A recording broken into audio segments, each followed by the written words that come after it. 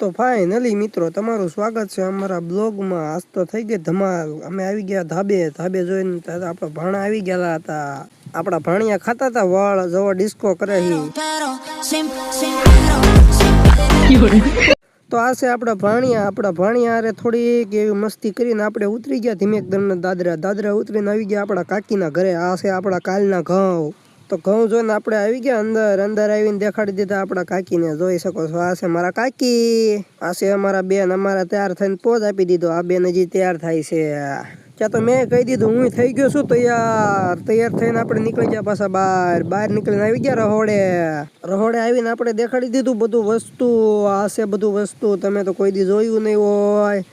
આ બધું વસ્તુ આપણે જોતા હતા ને ક્યાં તો આપણા કાકાએ આપણને બોલાવી લીધા કાપવા। બધું કાપવા બેસી ગયા આપણે તો કાપવા બેઠા ત્યાં તો અમે હવાણ ચાલુ કરી દીધી। હવાણ ચાલુ કરતા હું તો દાંત કાઢતો હતો। પછી આ તો છે આપણા પોપૈયા। પછી તો આપણે આવી ગયા ધાબે આવીને દેખાડી દીધા સૂર્ય દાદાના દર્શન કરીને આપણે આવી ગયા પાછા નીચે આવીને આપણે બેસી ગયા સાના માના ટ્રેક્ટર ઉપર। ત્યાં તો રહોડે બોલાવી લીધો। ત્યાં તો રહોડે પોગી ગયા। રહોડે પોગાડીને આપણે દેખાડી દીધા થોડોક ફોન દેખાડીને આપણે દેખાડી દીધા આપણા ભાઈને। આપણા ભાઈ આપણી બાજુમાં ઊભા હતા। આપણા ભાઈ આવી ગયા રામ મળવા। રામ મળીને આપણે ઊભા રહી ગયા। ત્યાં તો પાછો કે મને દેખાડી દેજે એલા સીન લઈને આપણે ઊભા રહી ગયા સાના માના। ત્યાં તો આપણી બાજુમાં બગડા સટી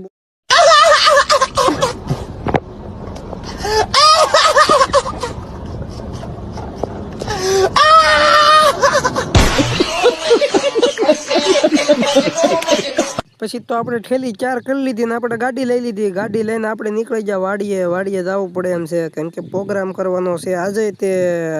તો આજ તો બનાવવાનું છે પાપડનું શાક બનાવી નાખવાનું છે મસ્ત મજાનું। વાડીએ આપણે પોગી ગયા હતા અને વાડી દેખાડી દેવી આપણે કેમ કે વાડી દેખાડવી જ પડે ને તમને। વાડી જોઈ લો, આ છે અમારો ચૂલો જોઈ